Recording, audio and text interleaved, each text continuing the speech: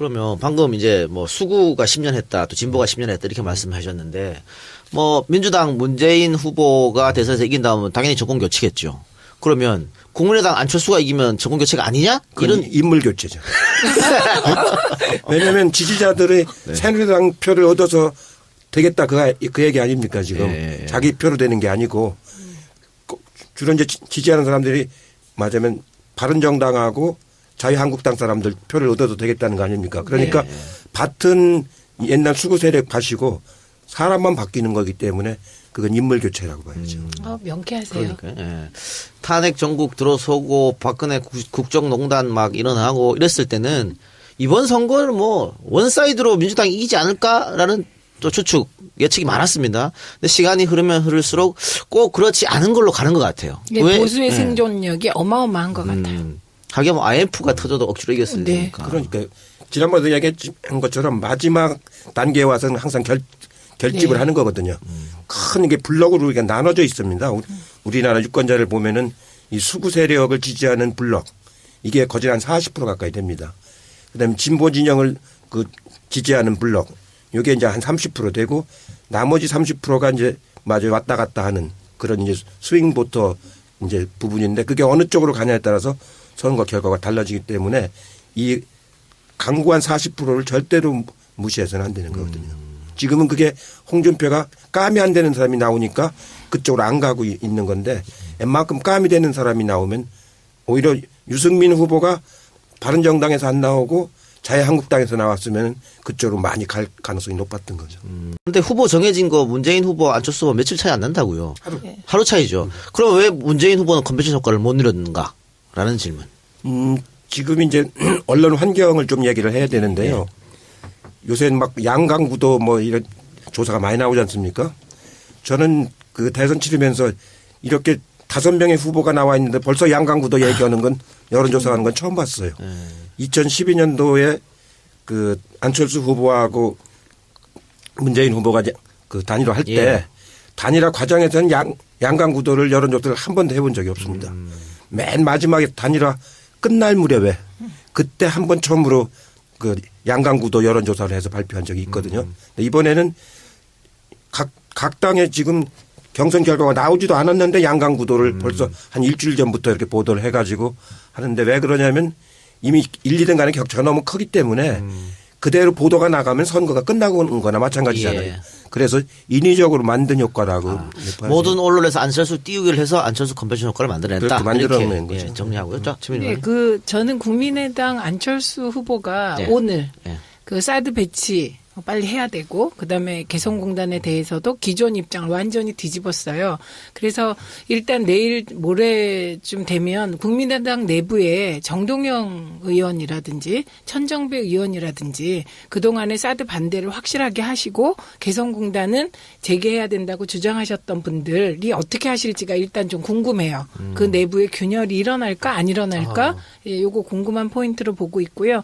안철수 후보의 지지율이 일시적으로 높아지는 건 지금 말씀하신 언론도 뭐 한 몫을 했고 그다음에 우리 당의 이제 안희정 후보의 지지율이 일부 또 빠져나가기도 하고 뭐 이런 복합적인 요인이라고 생각을 해요. 근데 안철수 후보는 오늘 이제 사드 문제하고 개성공단 문제에 대해서 보수표를 얻기 위한 행보를 확실하게 하고 있는 거잖아요. 새누리당 지지표들. 예. 그러니까 새누리당 지지표를 가져오려고 하면 이거는 또 안철수를 일부 지지했던 중도 중에 좀 개혁적인 젊은 층표가 이렇게 떨어져 나가게 돼 있기 때문에 저는 안철수 후보가 뭐 치고 올라왔다. 지금 현상은 뭐 일부 인정하지만 이게 언제까지 갈 것이냐 부분은 지켜봐야 한다고 봅니다. 그래서 같은 당 아까 얘기하셨는데 예.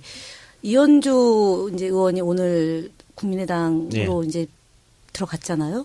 사실은 이현주 의원이 저희 더불어민주당의 초선 의원 중에 그러니까 전략공천으로 이제 초선이 됐고 그다음에 재선될 때는 경쟁을 아예 안 했어요. 단독으로 공천을 받았고 초선 의원 때 원내대변인을 아마 우리 당 여성 의원 중에 가장 오랫동안 여러 차례 했고 당 대변인도 그다음에 했죠. 예, 그다음에 그 대정부 질문도 거의 가장 많이 한 그리고 지역 공약이나 아니면은 본인이 그 조직본부장도 하고 청년위원장도 하고 그래서 어찌 보면은 가장 각광받던 여성 정치인이에요. 그런데 경선 과정에서 실망했다고 하면서 탈당하고 그리고 이제 국민의당으로 가서 안철수 후보를 돕겠다고 했는데 저는 정책과 노선의 차이라기보다는 앞으로 본인의 정책 진로에 따라서 이제 정치인이 자당을 뽑아준 국민들의 뜻을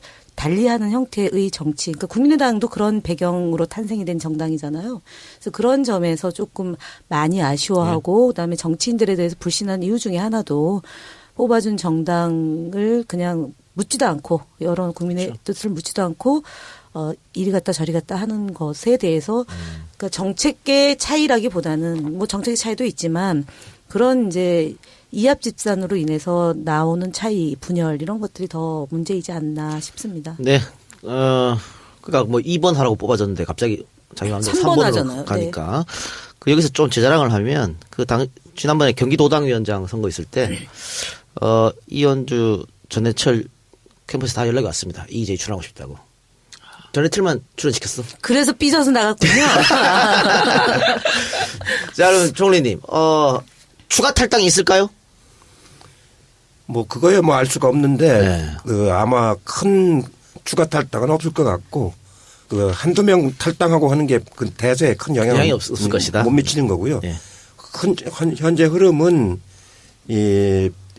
민주당으로 정권 교체를 한다고 하는 것이 일반적인 국민들의 희망이기도 하고, 예. 또, 대체적인 추세이기도 하고 그렇거든요. 왜 그러냐면은, 국민의당은 40석 아닙니까, 지금. 예. 40석 가지고 어떻게 이 큰 정부를 이끌어 가겠습니까? 벤처회사는 과학자를 40명 갖고 시작할 수 있는데 대한민국이라는 걸 큰 이 거대한 항공모함을 끌고 가는 거는 40석 갖고는 어림도 없고 말하자면 40석 갖고는 열린우리당 때가 그때 40몇 석 했었어요. 처음에. 아무것도 못 해가지고 제가 정부에 가보니까 완전히 주눅들이 들어가지고 공무원이든 좀 청와대 참모들이든 다 주눅이 들어가 있는 모습을 내가 봤는데 40석 갖고는 말은 뭘 다 할 수 있다고 생각하는데 실제로는 아무것도 못하는 일이거든요. 그러다 보면은 130석, 150석 있는 당에 의존해야 되잖아요. 그러면 예산은 다 그쪽으로 갑니다. 예. 예? 그럴 거 아닙니까? 여기 국회에서 통과를 해야 되니까. 그거는 이 정권 교체가 아니고 바로 그 세력, 적폐 세력한테 정권을 갖다 바치는 격이 되는 거거든요. 이왕 국민의당 이야기 나왔으니까 궁금한 거 또 여러분들이 궁금해 하실 거 한 두 가지 여쭙겠습니다. 일단 언론에서 지금 계속 양강 구도를 만들어가고 있고 1대1 구도를 쓰고 있어요. 그리고 안철수도 그걸 원하는 것 같긴 합니다. 그런데 지금 국민의당의 거의 대부분의 지역구 의원들은 호남 출신이거든요. 둘만 빼놓고 그렇죠. 호남이죠. 그러니까 이 사람들이 이 자유한국당 바른정당하고 과연 손을 잡을 수 있을까? 그럼 호남 지역구민들이 반발하지 않을까? 그걸 무릅쓰고 과연 할 수 있을까? 이게 궁금하고요. 또 두 번째는 그렇게 했을 때 그렇게 어떻게 해갖고 1대1 구도를 만들었을 때 호남 분들이 안철수를 뽑아줄까 하는 점. 그 두 개가 궁금하거든요. 호남 분들은 지금 그렇게 새누리당하고 이렇게 단일화를 한다라든가 이렇게 내통을 해갖고 정권 교체되길 바라는 게 아니거든요. 그 세력을 물리치고 그리고 이제 국민의당하고 민주당하고 합쳐서 한다는 건 그분들 아주 쌍수를 들고 이제 환영을 하겠죠. 그렇기 때문에 정당한 방식으로 정권 교체가 돼야 된다고 보기 때문에 만약에 새누리당 표를 얻어서 하려고 하면 호남인들의 자존심이 상해가지고 많이 이탈할 겁니다. 이탈할 거고. 그러면 호남 지역구 의원들이 이게 합당은 하지 않을 거고 아마 후보 단일할 것 같은데 후보 단일에 찬성할까요? 국민의당 호남 지역구 의원들이? 우리 당하고요? 아니요. 아니. 자유한국당, 바른정당. 홍준표, 안 하죠. 유승민. 그렇죠. 안 했다가는 반대겠죠. 자기 기반이 다 없어지는 건데. 그러니까. 그래서 자, 우리가 목요일 날 4월 6일 날 지금 녹음을 하고 있는데요.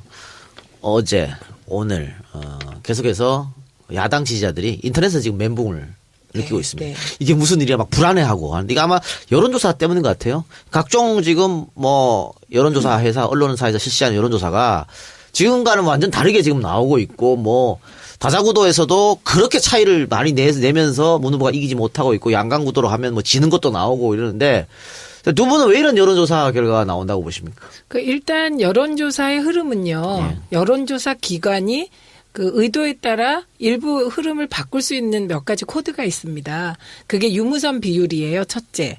그래서 지금 걱정하시는 여론조사가 나오는 그 여론조사 보면 대개 유선이 40% 가까이 들어 있습니다. 그리고 무선이 60%예요. 근데 이건 흐름을 반영하지 못하거든요. 그래서 요런 여론조사 결과가 있고 그다음에 요런 안철수 상승 분위기를 이끈 내일신문 조사 같은 경우는 아예 무선은 들어가지 않았고요. 유선 40%대 인터넷 앱 받아서 인터넷 조사를 했어요. 그래서 이 인터넷 앱 조사는 그 내일신문이 이제 의뢰한 디오피니언이라는 데서 이제 일정하게 그 패널들을 갖고 있어요.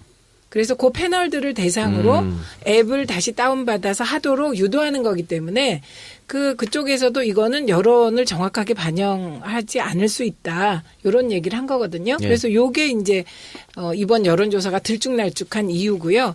그리고 지금 말씀하신 것 중에 이제 리얼미터가 있는데 그 리얼미터는 무선 90, 유선 10이에요. 그런데 오자구도를 똑같이 해도 유선 10, 무선 90으로 해도 오자구도 수치가 다른 경우가 있는데요. 그 이유는 설명을 하고 물어보는 거. 그리고 단순히 인물 대 인물을 놓고 물어보는 게 결과가 달라요. 네, 그래서 여론조사는 자체가? 네, 그래서 물론 뭐 이런 모든 여론조사 결과에도 뭐 우리 당 후보가 아주 높은 지지율이 유지되면 좋겠지만 여론조사는 얼마든지 수치가 바뀔 수 있기 때문에 그렇게 불안해하시지 말고 불안해하실 시간에 뭔가 우리 후보를 위해서 메시지 하나라도 더 퍼나르자 이걸 제안드립니다. 예. 사회자께서는 집 전화번호 아세요 지금? 전화 없습니다. 집 전화 없습니다. 그냥 예, 와이프하고 나하고 휴대전화만 있습니다. 그러니까 나도 우리 집 전화번호를 몰라요. 아, 있긴 있으시고요. 있긴 있어요. 근데 한 번도 전화를 써본 적은 없어요. 예, 그만큼 이제 그 우리나라 그 전화 보급률이 무선으로 90% 이상 이제 넘어가 있는 거거든요. 그래서 여론조사 할 적에도 최소한도 80%까지는 무선을 가지고 전화를 여론조사를 하고 나머지 한 20% 이하를 유선으로 해야 되는데 지금도 되게 거꾸로 이제 하는 경우도 있고 아주 하는데 되게 우리가 그 조사를 해보면은 무선을 10% 더 쓰면은 이 우리 쪽으로 진보 진영 쪽으로 여론 지지도가 한 3% 더 올라갑니다. 10%당 그러니까 60% 쓸 때하고 80%는 6% 차이가 나는 거거든요. 그 이제 그런 걸 그 여론조사는 많이 이렇게 해보면은 그걸 알 수가 있는데 그걸 그 언론사들이 이제 역으로 지금 거꾸로 이제 이용하고 있는 거죠. 그 여론조사 무용론이 사실은 많이 펴졌잖아요. 그러니까 지난 총선 때도 다 틀렸고 미국 대선도 다 틀렸고 영국 브렉시트도 다 틀렸고 이렇게 무용론에 불고 있지만 그래도 여론조사에 어떻게 지금 의지할 수밖에 없는 상황에서 그런지 지금 야당 지지자신 분들이 많이 지금 속도 상황 갖고 불안해한 것 같아요. 그래서 그 총리님께서 어떻게 불안할 필요 없다라든가 좀. 여론조사를 싸구려 여론조사하니까 그렇게 되는 거예요. 지금 어떠냐면은. 저렴한 여론조사. 예, 저렴한 여론조사. 어떠냐면은 여론조사 회사가 여론조사 하는데 비용이 들어가지 않습니까? 그 신문사에다가 보도를 하잖아요. 그러니까 자기 돈으로 조사하고 신문사에다가 자료 제공 형식으로 하는 경우도 많이 있어요. 또 의뢰한 신문사가 돈을 주는 게 아니고 자기 회사 광고하려고. 예, 그래서 이제 저렴한 여론조사를 하는데 실제로 그 여론조사를 정확하게 하려면은 약 1,500명 정도의 샘플조사가 아니고 대면조사. 필드에 나가도 대면조사를 하고서 그 다음에 전화 면접 조사를 추세를 판단하기 위해서 하면은 실제로 95% 맞추는 게 사실입니다. 근데 그 처음에 하는 그 대면조사, 현장조사를 안 하죠, 요즘 애들. 예. 그거 하려면 돈이 한 5천만 원 들어가거든요. 그걸 안 하니까 엉터리 조사들이 나오는 거거든요. 제가 제가 전문가인데 사약과에서는 여론조사를 전문적으로 배우지 않습니까? 네. 반드시 그 현장에 나가서 대면조사를 한 것을 기초로 해서 나머지를 해야 되는 거예요. 그 어저께 RN서치 여론조사가 나왔는데요. 그 문재인 후보가 48.6%, 안철수 후보가 28.6%, 홍준표 후보가 10.2%, 심상정 후보가 4.2%, 유승민 후보가 2.2%. 근데 이게 이제 다섯 후보의 총합이 93.8%고 6.2%가 이제 응대를 안 한 거로 나오는데 이 여론조사 결과치는 사실은 최근에 그 흐름과 거의 비슷했죠. 비슷한데 네. 이 여론조사를 인용하는 언론은 거의 없었어요. 그러니까 종편 보도를 보면 대부분 이제 내일신문과하고 중앙일보 하고 YT 앵커하고. YT 앵커 했는데 이 여론조사치가 어찌 보면은 가장 그러니까 소위 우리 지금 이번 대선을 보는 그러니까 유권자들이 진보 개혁적인 유권자가 한 60% 되고 사상 초유의 그러니까 나는 진보다 나는 개혁이다라고 얘기하는 분들이 60%가량 되고 그러니까 보수적이다라고 얘기하는 분들이 30 정도 되고 이제 뭐 부동층이 이제 10% 되는 건데 그거랑 근사하게 나오는 네. 거죠. 그다음에 특히 안철수 후보가 현재는 뭐 보수당이나 자유당에서 일정 정도 지지를 받고 있지만 국민의당을 그러니까 호남을 기반으로 한 국민의당이 여당이라고 보지는 집권 여당이라고 보지는 않고 있기 때문에 28.6%가 기본적으로 안철수 15고 그다음에 저희 당에서 이제 일부 빠져나간 여론과 그 자유당과 바른당에서 조금 포함된 여론치를 보면은 거의 이게 이제 비슷한 그게 거로 나오는 것 같아요. 무선 90%입니까? 여기가 잠깐 무선이 많겠죠. 네, 아무래도. 여기는 그렇게 그 RN서치가 그 보통 그 평균치로 하는 걸로 이렇게 알려져 있어요. 네. 지금 민주당 지지율이 그 40에서 50 뭐 이렇게 나오고 있는 상황이잖아요. 그리고 문재인 대표가 후보로 됐기 때문에 그 지금에 나오는 여론조사보다는 조금 더 올라야 되지 않느냐. 이재명, 안희정까지 받으면. 그런데 그것을 다 올고지 흡수를 못해서 지금 이렇게 힘든 거 아니야. 이런 분석도 있거든요. 이제 그걸 받는 데까지는 시간이 좀 걸립니다. 시간이 좀. 예. 어떤 이벤트가 끝나면은 그게 바로 그 다음 날에 반영되는 게 아니고 한 3, 4일 좀 지나서 이제 그게 반영이 되기 시작하거든요. 그러니까 이번 주말쯤 하는 조사에서 이제 그 결과가 어떻게 나오느냐 그게 이제 중요한 겁니다. 그러니까 그분들을 이재명, 안희정 뭐 이렇게 지지했던 분들이 결국은 다시 민주당 후보를 지지할 거라고 보십니까? 대개 90% 정도는 지지합니다. 이렇게 해보면은 대개 이제 막 반발하면은 승복하지 못하겠다 그러면은 한 70, 80% 떨어지는데 그 후보자들이 흔쾌히 승복을 하고 함께하고 하면은 대개 90% 정도 이게 모아지거든요. 그래서 이탈표는 그렇게 많지는 않습니다. 그리고 저는 뭐 일단 문재인 후보가 좀 스킨십을 발휘해야 될 것 같은데. 8일 날 그렇죠. 만난다고 되어 호프 있죠. 만나. 호프 타임을 주말에 하는 걸로. 예, 그런 거 좋은 거잖아요. 그렇죠? 네. 예, 그런 그럼 걸로 우리 한켠에 우리도 가서 호프 마셔야 되나요? 그렇죠. 비공개 호프타임이라는데 가세요. 아, 가서서. 예. 저희도 조용히 가서. 예. 그런 스킨십 우리도 하는 걸 안희정 좀. 후보 좋아하잖아요. 예. 저는 안희정 후보 팬이죠. 솔직히 말씀드리면. 정홍준 후보하고 노무현 후보가 단일화가 됐잖아요. 그래가지고 12년대 여의도 그 포장마차에서 소주? 이게 러브샷을 했지 네, 않습니까? 네. 그 화면이 이렇게 그때 나가지고 그 사람들한테 굉장히 많은 감동을 주고 그랬는데 네. 이번에도 그런 화면이 좋게 나가는 게 매우 중요해. 비공개로 할 필요 없습니다. 같이 어울려서 이렇게 하는 게. 공개해도 괜찮다. 그럼 당연히. 예. 그러니까 뭐 우리 방송을 듣고 계시던 그 이재명, 안희정 지지자분들을 일주일 안으로 빨리 돌아오세요. 어저께 저건 그 제가 중요하지 이재명 않습니까? 시장께서 예. 나를 버리고 왜 탈당하냐 이런 메시지까지 남겼으니까 뭐 예, 이재명이 문재인이다. 이렇게 또 얘기하셨었죠. 네네네. 자, 그리고, 조직을 빨리 꾸려서 정비하는 것도 중요하지 않겠습니까? 조직은 이제 당 선대위가 꾸며지면은 되게 당 중심으로 이제 조직은 돌아가고 되는 거기 때문에 이미 우리 당은 내부적으로는 당 정비가 아주 잘 돼 있습니다. 전국적으로.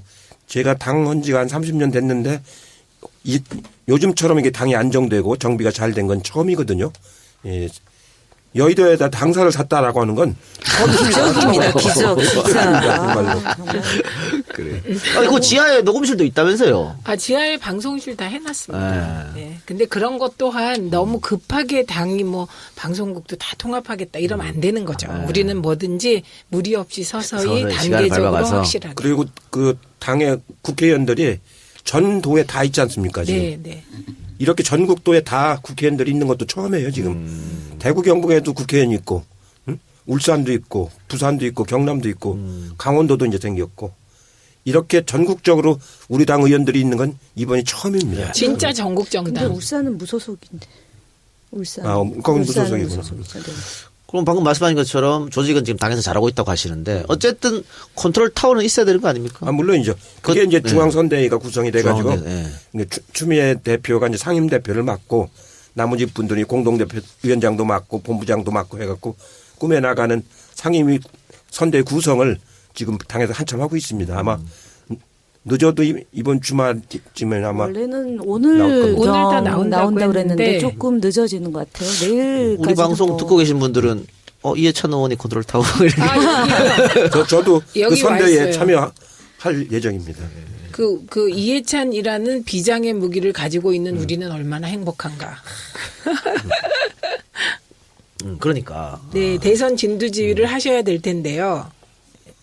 추미애 대표 모시고서 제가 하여튼 최선을 다해서 죽을 뚱말뚱 하겠습니다. 급해요, 급해. 캠프 합류는 언제 하시는 건가요? 그러니까 다들 이렇게 인터넷에서 빨리 해달라고 요청이 많았어요. 아마 그게 2012년도의 패배 뭐 그런 것도 당연히 기억에 남기 그렇죠. 때문에 당대표 추미애 대표한테 어제 전화로 말씀을 드렸어요. 저 꼭 참여시켜달라고. 뭘 하셔요? 뭘 하셔요? 해드리겠다고. 네, 그러면 여러분 걱정하지 마십시오. 이제 드디어 출격. 대장부엉이 출격입니다. 자, 우리 최민희 의원님 이번 선거에 관해서 질문할 거 있습니까? 저요. 이제 캠프가 조심해야 되잖아요. 근데 이제 조심한다는 게 조심하라고 해서 되는 게 아니라 우발적인 실수들이 막 나오잖아요. 이런 건 어떻게 막을 수 있을까요? 그러니까 이제 마음들을 예. 제가 늘 얘기를 하잖아요. 곧고 선한 마음을 가지라고. 그리고 정성을 다하라고 하는데 이런 선거 때가 오면은 말을 도드라지게 하면 안 돼요. 되게 말을 도드라지게 하려다가 사고를 치는 수가 많고 또 욕심을 내면 안 돼. 내가 여기서 큰 공을 세워야 되겠다. 그러다 보면 이제 엉뚱한 행위를 하게 되기 때문에 말 도드라지게 하지 말고 욕심을 갖지 말고 그러고서 이제 자만심을 가지면 안 되죠. 자만심을 가지면 안 되고. 그래서 마음이 굉장히 중요한 거예요. 마음이. 그리고 지금 상대 진영에서 네거티브를 계속 하고 있지 않습니까? 뭐 문 후보 아들 문제 계속 꺼내고 뭐 노무현 대통령 장인 문제도 사돈 문제죠. 사돈 문제도 막 꺼내고 이렇게 네거티브를 하고 있는데 이런 네거티브는 어떻게 그냥 무시하고 가는 게 맞습니까? 아니면 적극 대응하는 게 맞습니까? 아니 사실만 얘기하면 되는 거예요. 사실 네. 대응을 구태할 필요는 없고 그냥 정확하게 사실만 얘기하고 가면 되지. 남이 보려는 판에 가서 놀면 안 되는 거거든요. 그러니까, 내가 주도하는 판을 가지고 가야 되는 거지. 대통령 선거에서 제일 중요한 건 주도권이거든요. 네. 내가 주도해서 나가는 쪽으로 끌고 가면서 남이 거기에 따라오도록 해야지. 남의 주도권 쪽으로 넘어가서는 안 되는 거죠. 줄을 필요 없다. 그리고 요즘에 뭐 다들 선거 전문가가 돼서 우리 일반 유권자들도 프레임이란 말을 엄청 많이 씁니다. 프레임 전쟁이라는 그런 책도 있었고 한데 이번 선거에서 어떻게 프레임 구도 뭐 어떤 게 있을까요? 지금 그러니까 정권 교체 아닙니까? 예. 가장 국민들이 염원하는 건 정권 교체이기 때문에 정권을 교체해서 무엇을 할 것인가? 정권 교체만 한다고 되는 게 아니고 정권을 교체해서 무엇을 할 것인가 하는데 그게 이제 말하자면 언론 개혁, 재벌 개혁, 예. 정치 개혁, 정경유착 이런 것도 아닙니까? 그 내용을 이제 충실히 국민들에게 제시해 줘야 되는 거죠. 김현 의원도 궁금한 거. 선거 승리의 비책. 이번 선거에 주안점을 둬야 될 지점. 그러니까 당이 어디에 방점을 찍고 후보든 당이 역할을 해야 될지에 대해서. 근데 다른 선거와는 달리 너무 짧지 않습니까? 그렇기 몇 때문에 개월씩 하는데 지금 딱 한 달이니까. 그러니까 그 메시지가 좀 단명해야 되고 간명하게 메시지를 보내줘야 되고 아까 말한 적폐헌 이후에 개혁 그 전망을 분명히 보여줘야 되는 거거든요. 특히 이제 우리 국민들이 제일 시달리고 있는 게 청년 실업 문제, 그 다음에 노인 복지 문제, 어린이 보육 문제, 교육 보육 문제 이것들 아닙니까? 이게 제일 심각한 거기 때문에 그런 쪽에 정책과 예산과 법률을 어떻게 하겠다라는 걸 분명하게 보여주는 이번 방송 토론에서 우리 당내 경선 텔레비 토론에서 그런 정책적인 것들이 저는 좀 부족했다고 봐요. 그런 것들이 그러니까 국민들에게 아직 메시지가 전달이 안 됐어. 문재인 후보가 뭘 하겠다라는 게 정권 교체 적폐청산까지만 얘기가 됐지 그 이후의 정책 비전이 전달이 안 돼 있거든요. 그러니까 그런 부분들을 지금부터 명확하게 제시를 해 주는 게 중요한 거죠. 김대중 대통령의 승리, 노무현 대통령의 승리 요인이 뭐 여러 가지 있겠지만 그 중에 하나가 뭐 노무현의 눈물이라든가 DJ와 함께 춤을 이런 작업들이 성공했다 이런 평가가 많거든요. 그런 것도 이제 감성적인 거예요. 측면이 있죠. 그런 건 보완적인 것이지 그게 주가 되는 건 아니고 이 주가 되는 건 역시 대중경제. 대중경제가 이제 먹히는 거 아닙니까? 그 다음에 노무현 대통령 때는 새로운 새정치 이게 먹혔던 거거든요. 그거 가령 행정수도 이전 이게 이제 주도를 했지 않습니까? 그때 이회창 후보는 행정수도만 반박만 했지 자기 걸 제시한 게 없잖아요. 그렇기 때문에 주도하는 정책 제시 이게 굉장히 중요한 거예요. 그러니까 지금 제이노믹스가 좀 더 알려졌으면 좋겠어요. 네, 그리고 알겠습니다. 저는 그 지지자와 당원분들께 너무 걱정 말아요. 그때 그 말씀을 드리고 싶습니다. 그런데 이렇게 이제 언론 환경이 우호적이지도 않고 그리고 이제 여론조사도 뭐 다양한 여론조사가 또 지금 대선판을 흔들려는 시도입니다. 이게 지금. 그런데 여러분 스스로에게도 놀라고 계실 텐데요. 지금 각종 커뮤니티에서 지켜보던 국민과 지지자들이 아 이거 뭐냐 지금 어디서 누가 어떤 일을 벌이고 있는 거야 이러면서 되게 능동화되셨습니다. 예. 그래서 정말 다양한 그 안철수 후보 검증 자료들이 지금 막 제보가 들어오고 있습니다. 그러니까 결국은 국민의 힘으로 이길 겁니다. 1등 후보를 견제하지 않고 흔들지 않으면은 선거는 다 끝난 거나 마찬가지 아닙니까?